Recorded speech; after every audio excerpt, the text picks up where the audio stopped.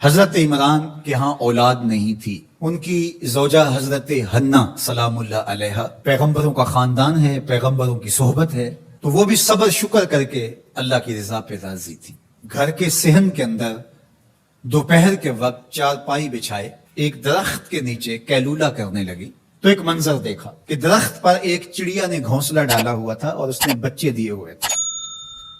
وہ کہیں سے اڑ کے جا کے دانا اٹھا کے لاتی اور بچہ چونچ کھولتا اور ماں اس کی چونچ میں دانا ڈال دی۔ چڑیا کے بچے کے ساتھ چڑیا کی محبت کو دیکھا تو حضرت حنا کا دل چوٹ کھا گیا اور بارگاہ ازدی میں عرض کی، مالک تو نے جانوروں کو بھی بچے دیے ہیں اور وہ ان سے پیار کر رہے ہیں، تیرے دربار میں کیا کمی ہے اگر تو مجھے اولاد عطا کر دے۔ دل چوٹ کھا گیا، دل کی اتھاہ گہرائیوں سے دعا نکلی، عرش تک جا پہنچی۔ اللہ نے حضرت حنا کو کرم نوازیوں سے مالا مال کر دیا۔ حضرت حنا نے کہا، اے اللہ جو میرے بطن میں ہے میں تیرے گھر کے لیے اس کو وقف کرتی ہوں۔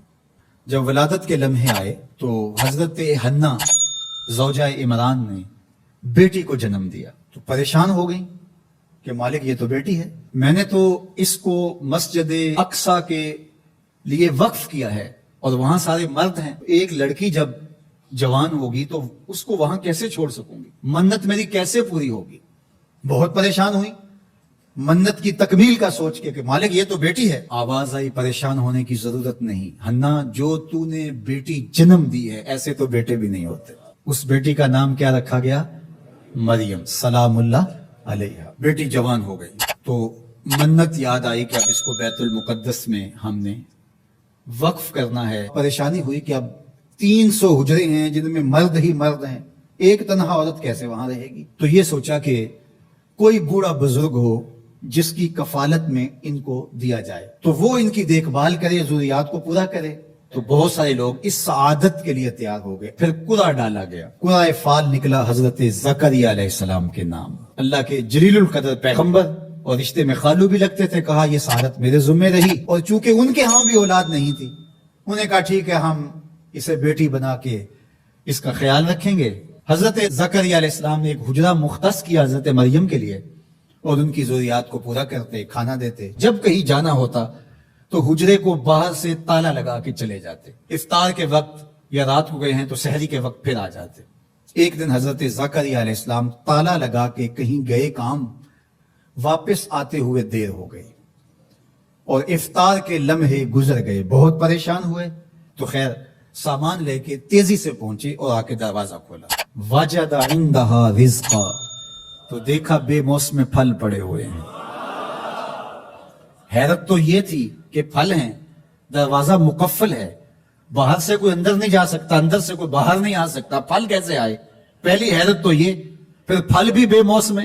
قال یا مریم ان لک ھذا، اے مریم یہ کہاں سے آئے؟ قالت ھو من عند اللہ، کہا یہ میرے اللہ کی طرف سے آئے، یہ مجھے میرے رب نے دیے ہیں۔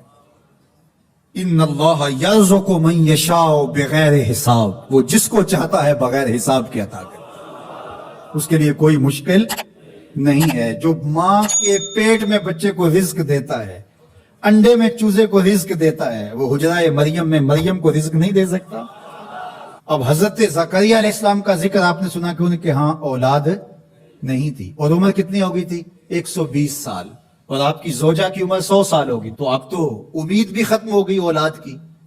لیکن جب بے موسم پھل دیکھے نا تو اندر چھپی ہوئی امید کی موہوم سی جو چنگاری تھی وہ بھڑک اٹھی، اور حضرت زکریا نے ہاتھ پھیلا لیے، ہنالک دعا زکریا رب، مالک جب تو مریم کو بے موسم پھل دے سکتا ہے، میرے شجر عمر پر اولاد کے آنے کا موسم بیت گیا ہے، لیکن مالک کیا تو مجھے بے موسمی اولاد نہیں دے سکتا؟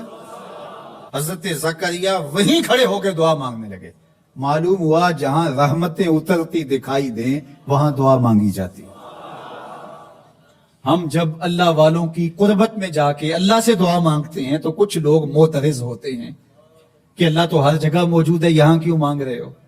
مسجد اقصی پاس ہے لیکن حجرہ مریم میں اللہ کا پیغمبر دعا مانگ رہا ہے، وہاں رحمت آنکھوں سے اترتے ہوئے دیکھی۔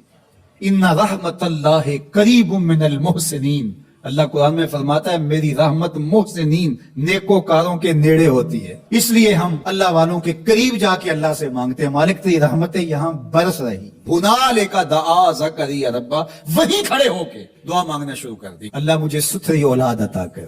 پھر کیا ہوا کہ کہا گیا یہاں دعا کیوں مانگ رہے ہو، میرے گھر میں آؤ۔ کہا گیا نبی ہو کے ولیہ کے حجرے میں دعا مانگ رہے ہو، تمہیں کچھ نہیں دیا جائے گا؟ نہیں، سنو قرآن سنو، فنادتہ الملائکہ، فرشتے آ کے پکار کرنے لگے۔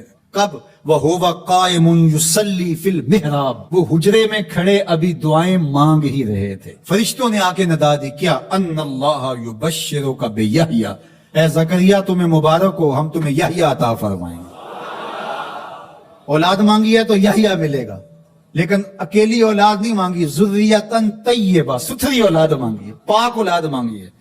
تو مصدقا بکلمۃ من اللہ وسیدا وحصورا ونبیا من الصالحین، جو بیٹا دینے والے ہیں وہ کلمت اللہ کی تصدیق کرنے والا ہوگا، سردار ہوگا، عورتوں سے الگ رہنے والا ہوگا اور پیغمبر ہوگا۔